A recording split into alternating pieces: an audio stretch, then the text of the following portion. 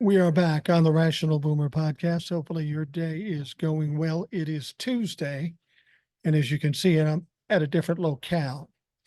I'm not in the pool house in Savannah. In fact, I am in Daytona Beach, Florida. In fact, I'm in a Quality Inn right across the street from the Daytona Raceway, the Speedway. It's actually a very nice area. Never been to Daytona Beach before. The reason I'm in Daytona Beach is because ultimately we're flying out of Orlando at about 2 o'clock later today. And I didn't want to wake up early in the morning in Savannah, drive 4 hours to Orlando, and hope to God I make it on time. So we were going to go down to St. Augustine. We stopped there for a bit, had a great meal, great lunch at a place called Mango Marges. You ever get down and fucking food is awesome. Anyway, we were sitting there and we thought, we can go a little farther. So we got down to Daytona Beach, and now we're an hour away from Orlando. So we're in good shape to get to the airport on time and get back home into Minnesota, where we've got snow and bullshit. Here in Florida, it's kind of cold, a little rainy. Here a storm is coming tomorrow afternoon. Hopefully we're out of here before then. So it's not tropical down here by any stretch of the imagination. And I will tell you this, I've talked a lot of shit about Florida, mainly because of Ron DeSantis and some of the Trumplefucks down here. But in the short time I've spent here, like here in Daytona Beach, or even a shorter time in St. Augustine, folks were very nice, very clean, great place to come. And it reminds me that I used to love coming to Florida up until this whole Republican fascist bullshit started. I'm looking forward to 2024 and the end of those sorts of things all over the country, but particularly here in Florida. I'd like to come back to Florida, go down to the Keys, go to Miami, whatever. And now that I've been here for a little bit, I can see that this isn't a wasteland of horrible people. There's a lot of great people down here and a lot of great places. So I suspect we will be coming back. In fact, the next time we go to Savannah, the closest place we can fly into with my wife's airlines is Orlando. So we will probably have to do that. And if that's what it takes, that's what it takes. I've been on the road most of the day yesterday, so I'm maybe not completely up to date with all that's going on, but I think I read up on it just in the last couple of hours. And stuff I heard while I was on the road. I do have some emails before we get started, so let's get to them. First one says, "Hi, Mike. Well, I listened to all the shows as usual, but have comments specifically on the Old Soul show last week. She was talking about food stamps, EBT. It reminded me of an experience I had many, many years ago. I was waitressing and my husband had just opened his first business. Money was short with his biz just starting, and I applied for food stamps. I spent hours before food shopping cutting coupons. I hated that I had to be on food stamps, but with three little girls, their well-being was more important than my ego. There were limitations then. I assume there still are. Back then in this state, it was no cooked food. So if there was pre-cooked food at the deli in the grocery store, I couldn't get that. But pretty much anything else was allowed. I was on them for about a year and then stopped as my husband's business began to make more money and I got a second job. The point is, I needed help at that point, but I don't feel I ever took advantage of that help. I used coupons and got off them as soon as possible. Everyone needs some sort of help at one point or another, and no one should look down on those people when they do. Also, there's now a program in Delaware that each school that is participating in the program gets vegetables to plant in a garden. They also get assistance to harvest the veggies, and the veggies are then served in the school that grew them. It teaches kids about nutrition, growing veggies, and harvesting. I thought this was cool. The program is called Healthy Foods for Healthy Kids. It currently supports over 50 schools throughout the state of Delaware and 21,000 students participate in the education cultivation program. Sounds like a great idea. I mean, if the kids aren't in school to learn, what are they fucking there for? You can help them learn, help them understand about good food, and also feed them. So I think it's a great idea. Just wanted to share this awesome thing going on in Delaware. Hopefully, more states will start something like this. Also, more people should stop with the shaming of people on EBT or any other assistance they might need. As always, keep up the great work. You're the best out there. Hugs, Deb DZ from Delaware. Hey, you know, the Republicans are known for doing that. Anytime somebody needs help, they will shame them. But when it comes to giving wealthy people a free ride, they don't say a word. Deb has a PS. That story you mentioned about idiot Trump saying he wanted to build a dome over the country, didn't that sound like the Jim Carrey movie, The Truman Show? The thought of a dome over the country is so beyond stupid on so many levels, it actually hurts my head thinking about it. I wish someone would gag that fool. Well, I don't know if they'll officially gag him, but they will shut him up once they lock that sorry ass bitch in jail.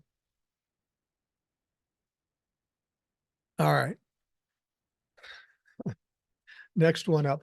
Hello, Mike. I was wondering if it's possible for you to extend your vacation in Savannah by a couple of months. LOL.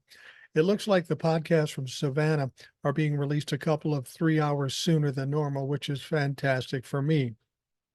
And let's face it, it's all about you.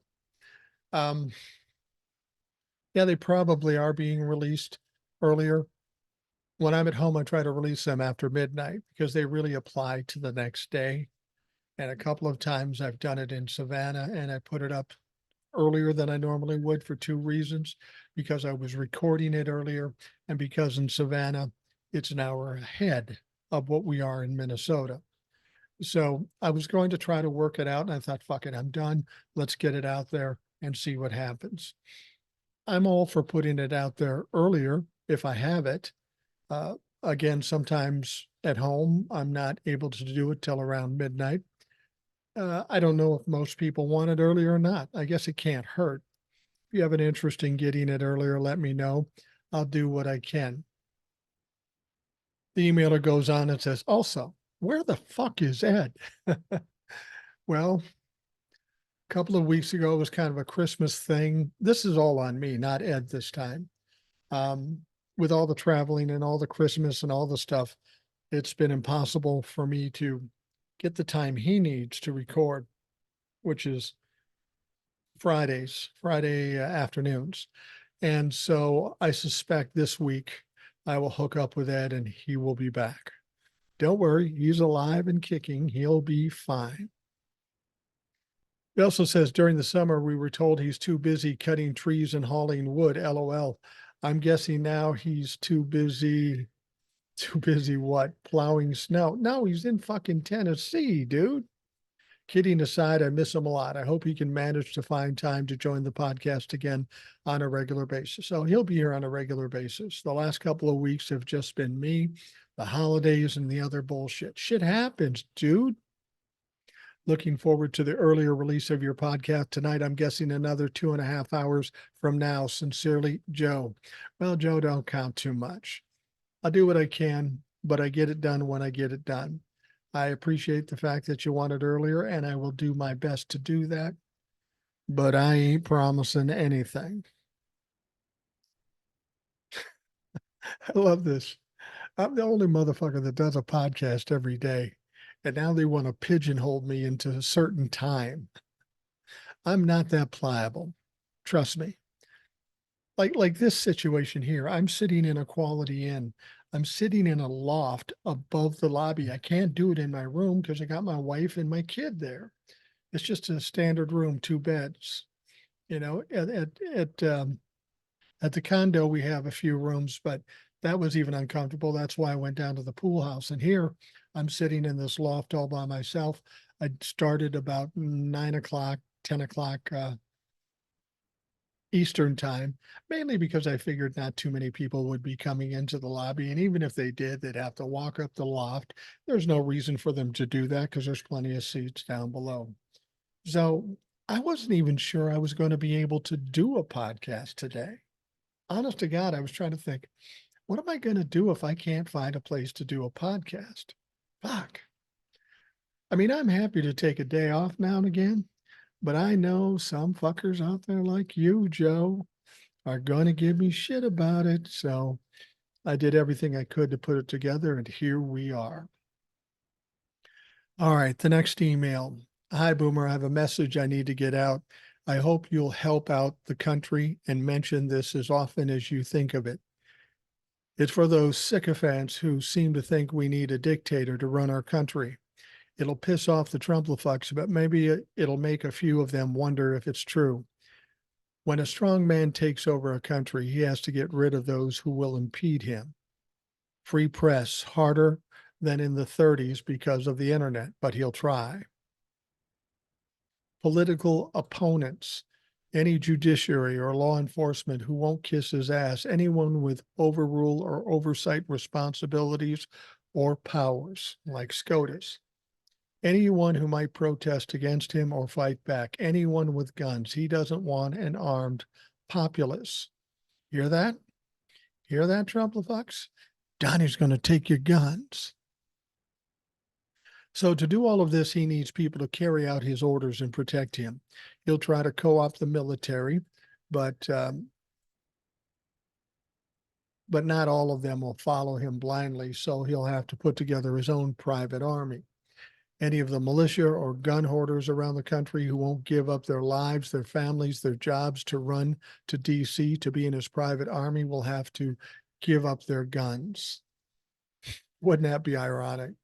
That's right. Bill Clinton didn't take your guns. Hillary wasn't going to. Obama didn't take your guns.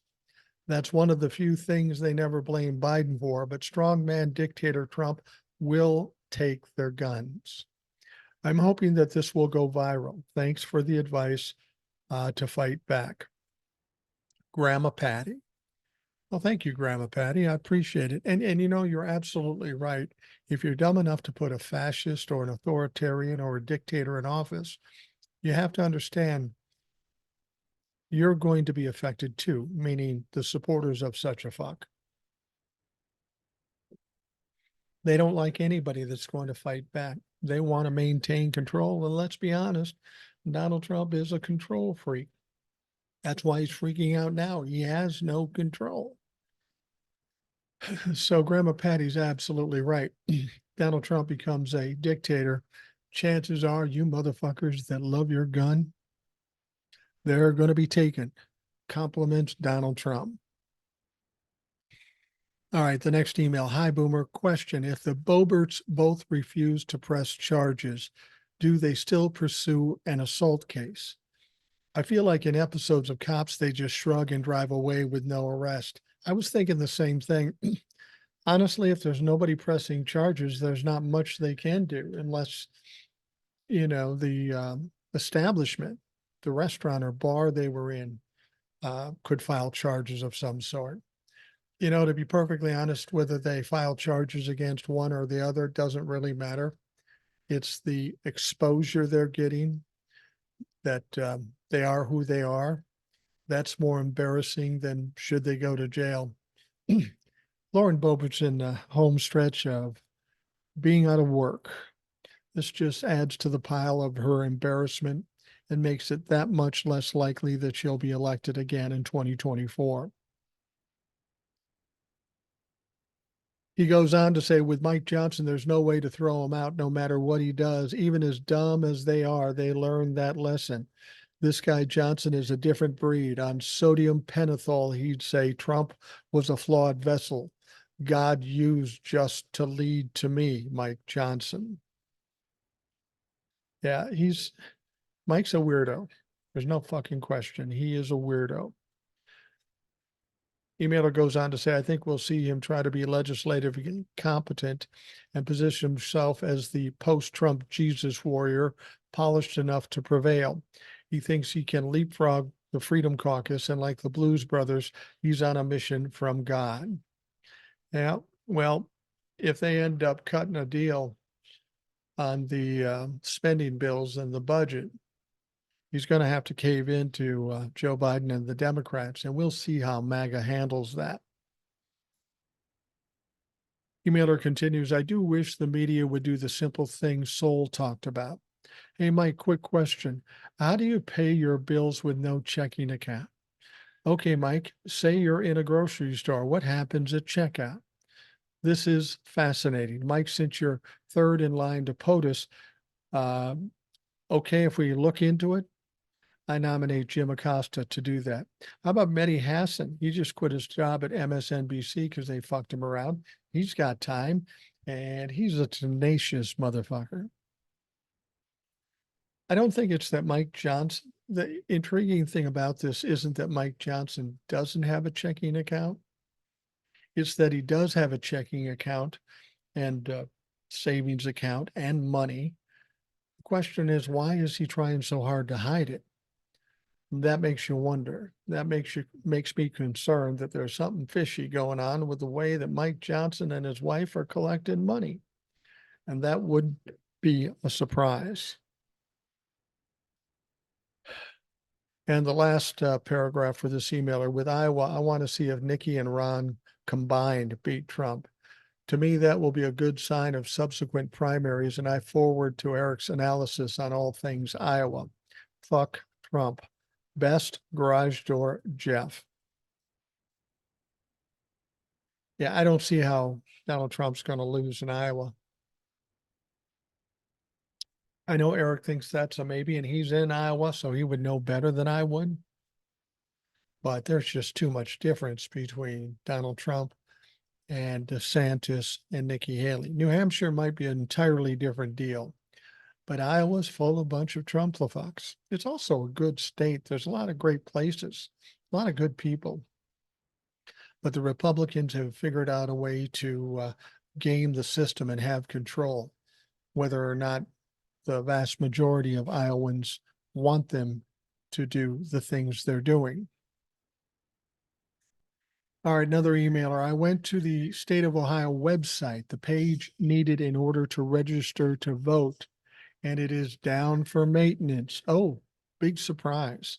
Extremely suspicious timing considering everything going on both in the state and the country. Shouldn't they be trying to get more registered voters? It seems more like they're trying anything possible to keep us from having a voice. Casey. Well, that's what Republicans do. They know the more people vote, the worse it is for them and the better it is for the Democrats. So if they can get less people voting, less people registered, let's make it tough for them to vote. Let's not let them have water while they're in line in hot weather. Let's have the registration internet site down. Yeah, this is typical Republican things. And these are things we're going to have to deal with up until the time we get Democrats in power. So that's why I always say the only way we're changing many of these situations, I mean, some things are changing slowly, like some of the gerrymandering has been taken court and they're forced to not gerrymander anymore, at least not as much.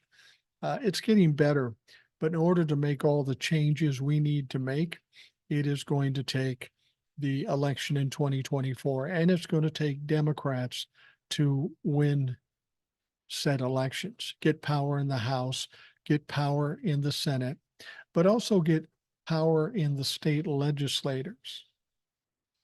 The state legislatures in some of these states are completely controlled by fucking crazy ass Republicans.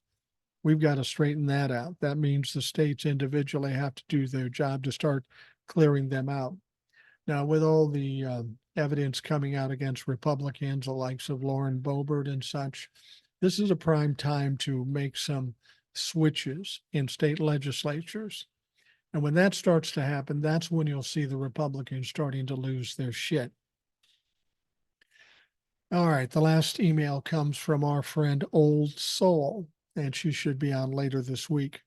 Hey, Boomer, I hope you enjoyed the rest of your day in Florida. I just wanted to ask your thoughts on Teamsters President Sean O'Brien meeting with Trump. Now, in O'Brien's defense, he did say he's willing to meet with all presidential candidates. However, after being anti-union and rolling back safety regulations for workers, Trump shouldn't get a sit down, in my opinion. Remember the uh, East Palestine derailment? That could have been prevented if Trump didn't roll back the Obama administration regulations. He did that to save the corporations money. And I didn't care about putting workers' lives at risk. I don't care that Trump is the Republican frontrunner. That should be unforgivable to the union workers. Trump proved throughout his entire administration he's anti-union, and it's not just Trump, it's the entire Republican Party. Let's not forget how the Republican Party treated O'Brien just a couple of months ago in the Senate hearing. Remember Mark Wayne, whatever the fuck his name is, wanted to fight him, wanted to square up. I would have bet on the Teamster every fucking time. It should be noted, O'Brien took a private meeting with Trump and posted this weirdo photo. It's a picture of the two standing together with their thumbs up. Anytime I see someone posing with Trump doing the awkward thumbs up thing, it is the equivalent to being in prison holding the inside of someone's pocket. I'm not sure if you'll get the reference or not, but those that know. Also, Trump posted the picture with the thumbs up on Fraud Social, but O'Brien posted the picture without the thumbs up. Wonder why O'Brien chose not to post the thumbs up picture. Anyway, I'll attach both creepy photos just in case you didn't see them. Thanks for all you do, old soul. And you're right, I did not see the pictures until you sent them to me. And Donald Trump will do anything to make himself look good. He is most certainly anti-union. He's anti-regulation. He doesn't care about the middle class or the normal people. He's all about putting money in the pockets of the wealthy and the corporations. But that should be no surprise. That's what the Republicans have been doing for decades.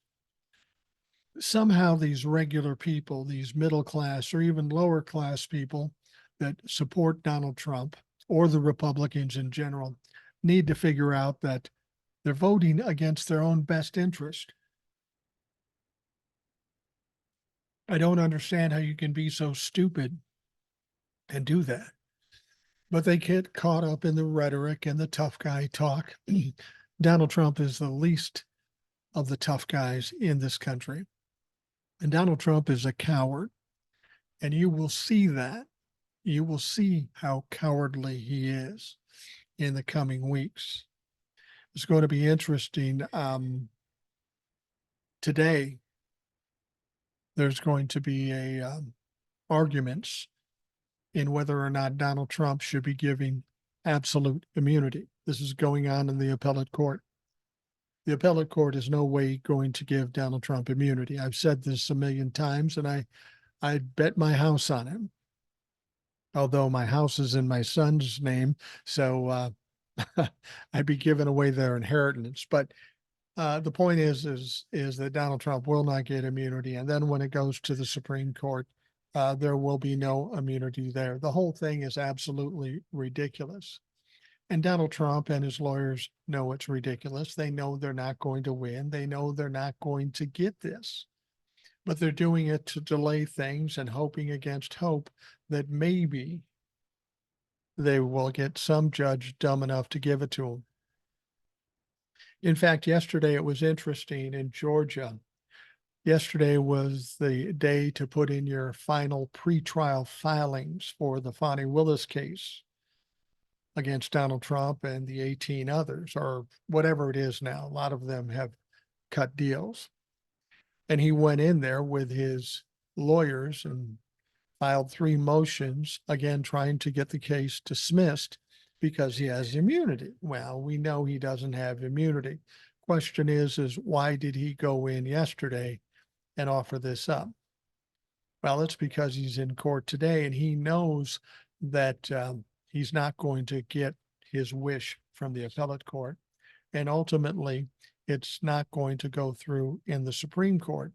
So he thought he'd take one last shot in Georgia, try to slip it in and try to get this immunity decision. Well, of course, that's not going to happen. Bonnie Willis and Judge McAfee down there know better than that. Donald Trump is in trouble in Georgia. We don't know when. I think that case is supposed to be set to start in May. And immunity is not going to be an issue, but he knows that when the appellate court comes back and says no immunity, he has one last step, and that is the Supreme Court. But when the Supreme Court comes back and says you don't get immunity, and they will, then he's got nowhere else to turn. That's one big strategy in his upcoming cases. I'm immune because I was a president. Yeah, that's ridiculous. You know it, I know it, everybody knows it, including his lawyers. But he's got to try because he's got nothing else. So what I've told you about Donald Trump will get to a point in time where he has nowhere to turn. No strategies have worked. So he's going to do some crazy shit. I mean, we're already hearing it now, telling judges in the Supreme Court, you better go my way or there's going to be big trouble. That's pretty frantic. That's pretty desperate. But it's going to get worse than that, especially when all these things start to hit, like the lawsuit in New York.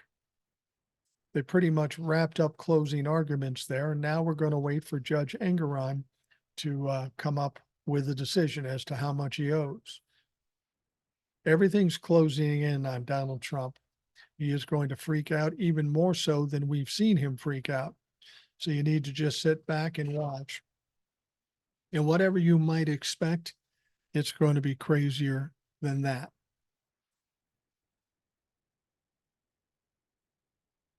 We'll take a quick break and we'll be right back.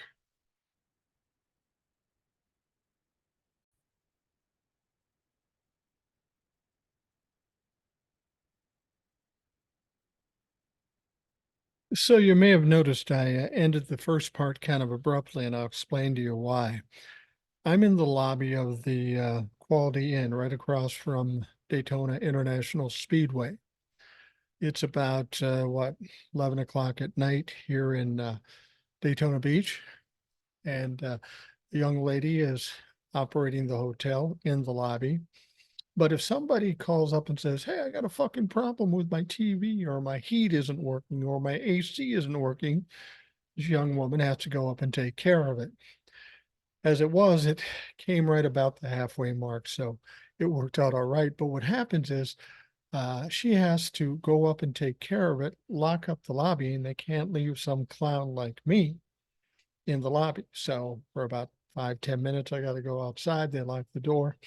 And then I come back and do the second half. So let's hope I can get through the last half hour without somebody having a problem in their room. That's why I did it late at night. I figured, if you're this late, you're going to find any problems that you might have. Anyhow, we're here. And it's funny. If you ever get a chance to stay at a Quality Inn, especially this one, I have a lot of great luck with it. I mean, it's not super fancy, but it's really nice, very clean, has a lot of nice amenities and not that expensive. Except I asked her, I said, during race week, when there's a race going on at Daytona, what's it cost to get a hotel room here? Now, these are standard hotel rooms, maybe 2 queen beds, maybe a refrigerator. And she said during race week, the cost of a room here, like the one I'm in now, was $500 a night and a minimum 5-night stay. So if you want, and it's sold out, always sold out. So if you want to come here during race week and stay at the hotel I'm at, $500 a night, 5 nights guaranteed.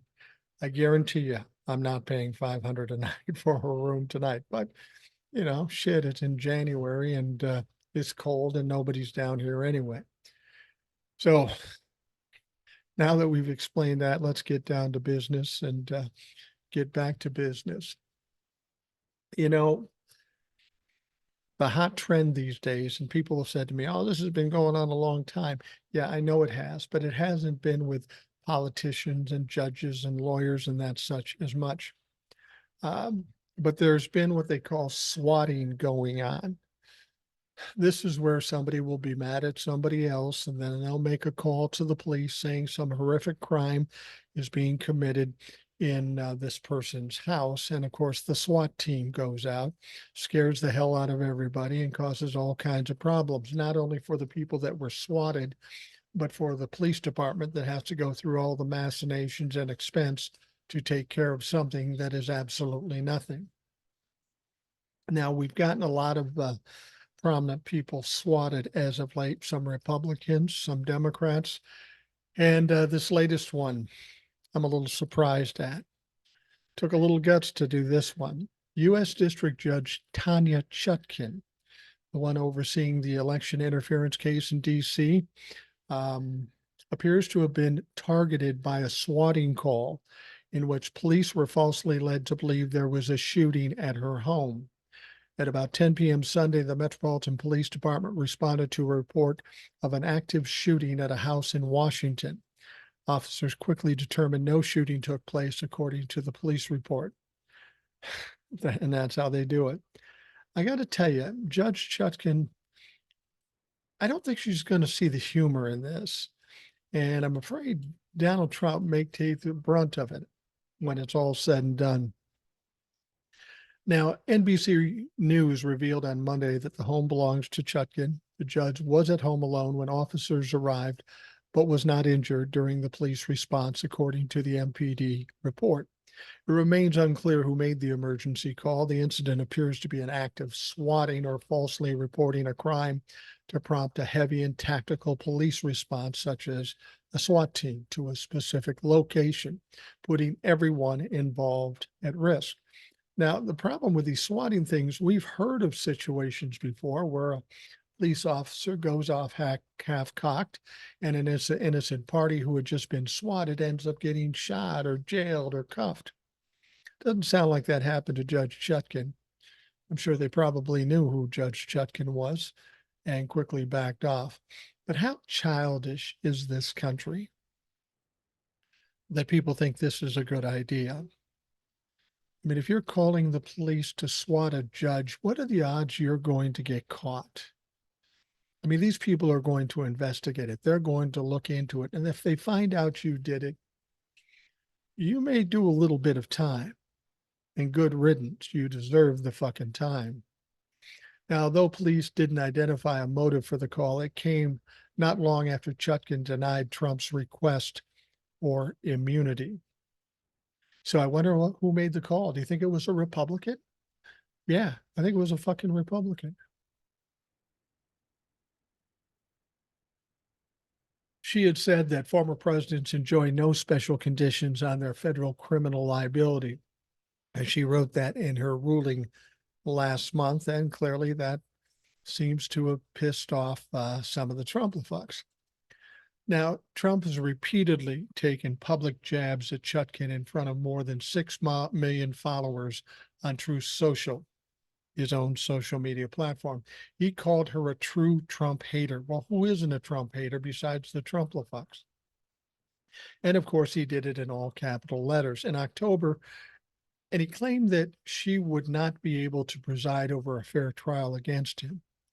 Now, judges across the nations have faced a deluge of threats since the 2020 election when Trump began spreading these baseless claims that the presidency was stolen from him, even though Joe Biden won more than 81 million votes to about 74 million for Trump. The Electoral College count went to Biden 306 to 232, which was a landslide, as stated by Donald Trump, because that's the exact electoral count he had when he beat Hillary Clinton. He said it was a landslide. So as far as I'm concerned, Biden's win was a landslide. Multiple lawsuits and attempts to overturn the vote, including the riot at the Capitol, that all went on. And now it's going to be adjudicated or tried in Washington, D.C.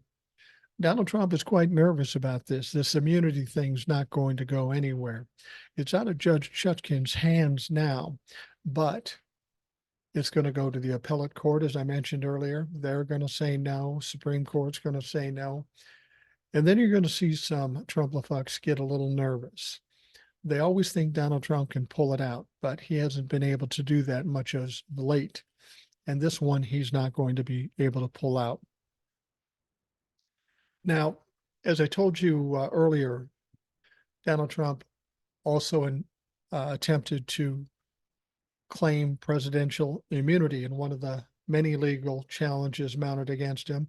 And this time, yesterday, was in Georgia racketeering case. The former president's lawyers filed the presidential immunity motion Monday in Georgia's Fulton County Superior Court, where he has 13 felony charges related to his attempts to overturn the state's 2020 election results. Now, the filing asserts that Trump should be protected by the unbroken historic tradition of presidential immunity because he was acting in his official capacity as president when he objected to Georgia's electoral votes going to President Biden and implored the state official to find more votes for him instead. But here's the problem. Nowhere in the rule book or the job description does it say a president is supposed to try to overturn fair and honest elections. See, that's the sticking point that Donald Trump is going to have to deal with.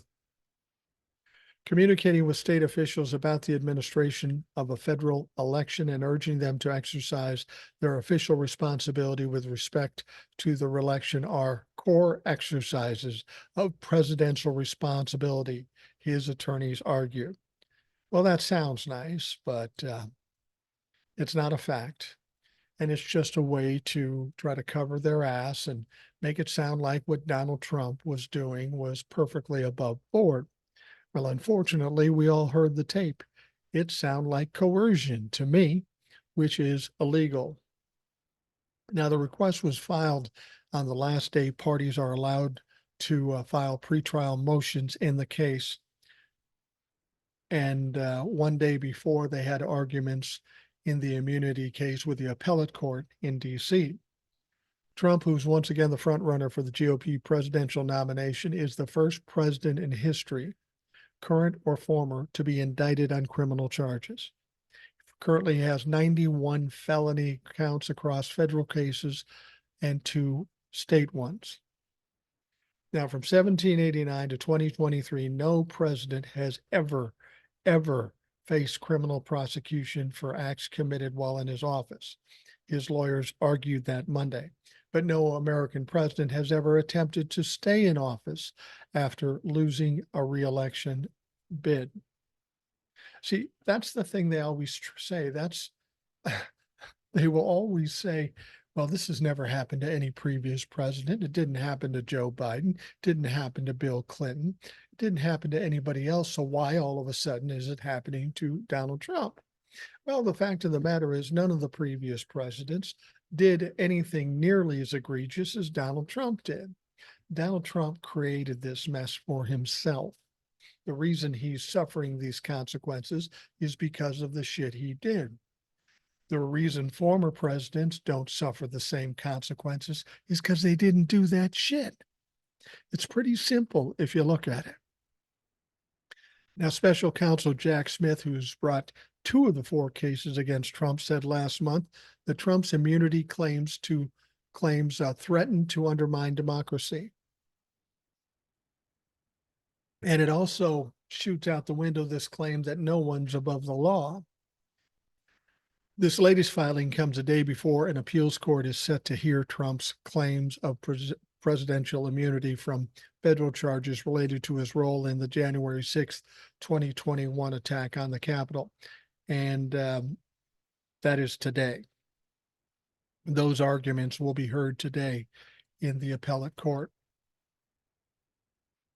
The legal back and forth in the case forced the trial judge to pause the overarching case until the immunity dispute is settled, potentially delaying a trial start until after his fall's presidential election. Now, that's not going to happen. Like I say, we're going to get a decision from the appellate court here very shortly after these arguments are heard, probably within a week or so. Then it's going to go to the Supreme Court. They understand that time is of the essence, and they are going to hear it, and they are going to decide in favor of the prosecution. It will not be delayed more than a month, I don't think. And since it's scheduled to start in March, if you then just put it into April, couple of months for the trial, we're still talking early summer, late spring, early summer when it's over. Plenty of time before the election. So if you're worried about him delaying it past the election, I wouldn't. That's not going to be a problem. Now, here's an interesting story, especially since I'm currently in Florida. I love this story. In a special meeting Monday, the Florida Republican Party removed its chairman amid a police investigation into allegations he raped a woman with whom he and his wife had previously engaged in consensual sex, a menage a trois, if you will. Now, Christian Ziegler had resisted calls for his resignation from other top Republicans in the state, forcing the emergency closed-door vote that led to his ouster. Now, he was willing to leave if they gave him $2 million and they said, fuck yourself, we're not giving you $2 million. The political infighting has sparked alarm among Florida Republicans who acknowledge the state plays a pivotal role in the party's national ambitions. We have to move past this and have to focus on 2024. State Senator Joe Grutters, who preceded Ziegler as the party chair. Florida is one of the most important states for the Republicans, and we have to continue to bring home victories, especially for Rick Scott and the top of the ticket with Trump as our nominee eventually. Rick Scott, that's your guy. Rick Scott's got all kinds of problems. I would not be surprised if Ron DeSantis drops out of the presidential election and runs against Rick Scott, which won't make that case any stronger for the Republicans in the Senate run. And Trump as the nominee, well, we'll see. I'm not absolutely convinced that that's going to happen. Ziegler's wife, Bridget Ziegler, also refused to step down from her position on the Sarasota School Board, despite a 4-1 vote last month in favor of her resignation. What's really kind of interesting about her situation there is that her kids don't even go to that school district. They're in a private school, of course. People have called for her to resign. I saw one video of a young man come up and just dismantle her in the school board meeting. Here's these people trying to marginalize and dismiss the LGBT community, and they're participating in it. Now, there's no shame if Miss Ziegler is a lesbian or a bisexual person. I don't really care about that. But if I happen to be in the LGBT community and I see some bitch like this talking badly and trying to hurt my community when she's a part of it, that is especially egregious. It's like Lindsey Graham being against the LGBT when we know that Lindsey is a member one way or another. This is very troubling when people go against their own people, and might explain why Republicans continually vote against their own self-interest. But Ziegler, Christian Ziegler, got his ass kicked out, and I suspect that Bridget Ziegler will ultimately get kicked off the Sarasota School Board. In addition to her role on the board, Bridget co-founded Moms for Liberty. Oh, what a nice organization. A conservative extremist group that pushes an anti-LGBTQ agenda and works to ban books from school libraries it deems too woke. Bridges has not been accused of committing any crimes, but she's a lying, hypocritical bitch. That may not be a crime, but maybe cause people to take a second look. She pushes anti-LGBTQ agendas, but she knowingly and participated in these menage a trois with her husband and this other woman. And you know how this went, right? They would have these 3-person engagements. And one day Christian says, I'd like to see this woman. So he sets it up. He shows up. Wife doesn't show up this time. And the woman says, no, I'm not doing this unless the wife shows up. And Christian gets mad. So instead of saying, well, geez, I'm sorry, I'll call the wife, he decides to rape her instead. Good move, Christian. That's what the chairman of the Republican Party in Florida should do, right? You dumb motherfucker. All right, responding to a blustery announcement from Donald Trump that he will be making an appearance at the U.S. Court of Appeals for today's hearing on his immunity, one former prosecutor warned the former president that he is on thin ice. Yeah, they are already imagining the kind of bullshit he might throw out there. Just after midnight Monday, Trump took to his Truth Social platform to announce, I will be attending the federal appeals court arguments on presidential immunity in Washington, D.C. on Tuesday. Really, Don? What do you think you're going to do besides fuck it up? Of course, I was entitled as president of the United States and commander in chief to immunity. I wasn't campaigning. The election was over. I was looking for voter fraud. Oh, yeah. Just like O.J. Simpson was looking for the actual killer. He said, I was looking for voter fraud and I found it, which is my obligation to do and otherwise running our country. You found it, but we have yet to see any evidence yet. I mean, you went to 60 court cases. Nobody had any evidence. Donny, nice try, but we know exactly what you're doing and you're not going to get immunity. And you sitting there in the courtroom is not going to fucking intimidate anybody.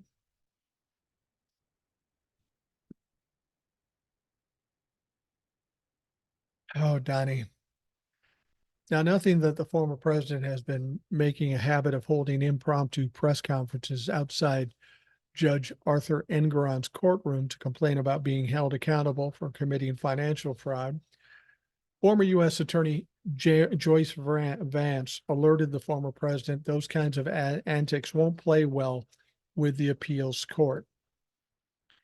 Added that she states reports that Judge Tanya Chutkin was victimized with the swatting, as we talked about. Talking to Vance wrote, Court of Appeals tend to frown on litigants holding press conferences on the courthouse steps. Now, I hope he does it, especially if reports that the trial judge Tanya Chutkin was swatted last night are true. Expected little tolerance for Trump's shenanigans. So, see, that's what's going to happen. They're going to go to court, and the moment Donald Trump tries to fuck around and cause problems, they're going to shut his ass down. They could even get him with contempt of court if he doesn't actually shut up. Let's talk about another fool. Conspiracy theorist Alex Jones was unsure how to react on Monday after learning that former President Donald Trump had been named in a tranche of documents related to Jeffrey Epstein. He was on the record as saying that he didn't think Donald Trump would be in the list, and if he was, he doesn't know what he would do. He was quoted as saying, I was given during breaks big national news that Trump's been implicated, Jones said. Okay, and I can't speak to this until I've had time to research it, so I'm going to go off the air soon. You knew he was on the list. The allegations in question came from a woman who recanted her statement years ago, but reappeared in newly unsealed filings linked to attorneys representing Alan Dershowitz.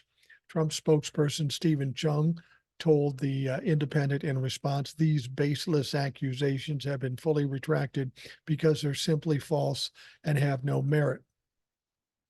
Or because the woman was intimidated and was in fear for her life. That is a tactic you guys fucking use. Jones appeared to know little about the breaking story or their origin. I will tell you what I think, he promised. I don't know. I don't know what's going on. Like this is news to you, you dumb shit. Jones noted Trump's well-documented relationship with Epstein was found dead in a Manhattan jail cell, of course. Trump did hang around with Epstein, Alex said. He hung out with him some and was around him some. And so I'm not going to sit there ever and condone any of that, but we're going to find out. Well, why do you think he was hanging out with Jeffrey Epstein? What do you think he was fucking doing? Donald Trump was on a lawsuit with Jeffrey Epstein as a co-defendant, and the lawsuit was for raping a 13-year-old girl. And this was many years ago. That girl did recant what happened, and then she came back and said it did happen. And then I think she recanted again, and then she came back. Why do you think that's occurring? Do you think it's because she's unsure or that she's lying? Why would she come back a second time if she was lying? Why wouldn't she just fade away? I like to think she's probably being intimidated, not unlike Donald Trump attempted to do to Bradley Raffensperger in Georgia on 2020's election and tried to coerce him and to go find votes. This is what Donald Trump does. This is what Jeffrey Epstein does. They blackmail people, they coerce people, and that's how they make their money. When somebody actually calls them out, a little girl calls out Donald Trump, he's got all the money and power, and he can bury her in legal fees, and she won't be able to keep up. But when he became a candidate for president, she thought it was important to bring it up. And then, of course, it was quashed by whatever threats Donald Trump was making. Now, in an interview posted Monday on Mike Lindell's news streaming network, Donald Trump told disgraced former Fox business host Lou Dobbs that he really hopes the economy crashes as soon as possible. Imagine that. He's hoping the economy crashes, which will hurt every one of us, but he doesn't care about that. He's only concerned about how it might benefit him. Now, of course, Americans are climbing out of the American economic fall in 2020. Numbers have slowly improved. Charts posted by the Washington Post explain inflation is continuing to go down. Employment continues to go up after Republicans blamed Joe Biden for high gas prices. Those have fallen too. It's getting harder and harder for them to say the economy's bad because simply it's not bad. We have an economy that's so fragile, and the only reason it's running now is it's running off the fumes of what we did. Really, Donny, because when Joe Biden took over, you crashed the economy. And you're going to say, well, that was because of COVID. Yeah, but you caused COVID to be as bad as it was because you refused to do anything. You were negligent. And even if you look at prior to COVID, Donny's economy wasn't even close to what Joe Biden's done. Donny, you may want to take another tack in the economy because you're going to lose that one. Over and over, Trump says he doesn't want to be Herbert Hoover. Well, look at him, knowing a little bit about history. He goes on to say, and when there's a crash, I hope it's going to be during the next 12 months because I don't want to be Herbert Hoover. The one president, I just don't want to be Herbert Hoover. Somebody gave him that line because he's not smart enough to know Herbert Hoover's tie with the Great Depression. Let me explain something to you. Anytime you hear something that comes out of Republicans' mouth, understand it's just made up. I'll give you an example. Remember back a year and a half ago, when all the economic experts were saying, oh, a recession's coming. The economy is going to take a shit. You better get ready. You better do that. And guess what? Never happened.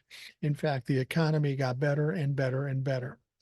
Why are these so-called experts saying this? Because they're basically parroting a Republican rhetoric that they're hoping for.